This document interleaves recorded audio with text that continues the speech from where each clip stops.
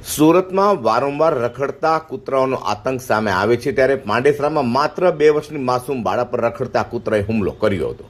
વાત એમ છે કે પાંડેસરામાં કૈલાસ ચોકડી ખાતે આવેલા શાંતિનિકેતન નગરમાં રહેતા રાહુલ મોરિયાની 2 વર્ષીય દીકરી પર રખડતા કૂતરાએ હુમલો કર્યો હતો। બાળકી હાથમાં બિસ્કિટ લઈ ઘર બહાર દાદર પરથી નીચે ઉતરી રહી હતી તે દરમિયાન રખડતા કૂતરાએ હુમલો કર્યો હતો। માસૂમ બાળાના મોઢા પર, આંખની પાપણની ઉપર, કપાળ પર રખડતા કૂતરાએ બચકા ભર્યા હતા, જેથી બાળકીને સારવાર માટે હોસ્પિટલ ખાતે ખસેડવામાં આવી હતી। તો અંગે બાળાના પિતા રાહુલ મોરિયાએ કહ્યું હતું કે મારી દીકરી બહાર રમી રહી હતી તે રખડતા કૂતરાએ તેની પર હુમલો કરતા કપાળના ભાગે 3 જેટલા ટાંકા આવ્યા હતા। એસએમસીમાંથી કોઈ જ આવતું નથી, જોકે વારંવાર ફરિયાદ કરે તો રખડતા કૂતરાને પકડી જાય છે અને ત્યારબાદ છોડી દેવામાં આવે છે।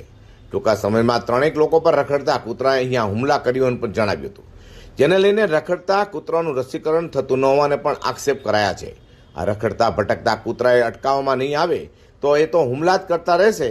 આજે મારી સાથે થયું, કાલે કોઈ બીજાની સાથે પણ નિશાને લેશે, જેથી આ મામલે કાયદેસરની નક્કર કાર્યવાહી કરવાની માંગ કરવામાં આવી રહી છે।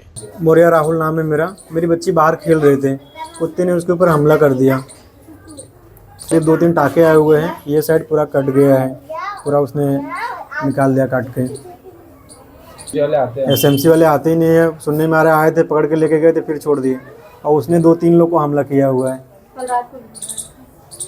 कोई सुनवाई नहीं है। आपके थ्रू देखते हैं अगर कोई सुनता है तो। सरकार से यही मांगे हैं, उन लोग को थोड़ा नियंत्रण करें और क्या, पकड़े उसको, इंजेक्शन लगाएं। हाँ, कल किसी और के साथ भी हो सकता है, हो ही रहा है ना। अभी वो फिर बाहर ही घूम रहा है, वो कोई सुनवाई नहीं है।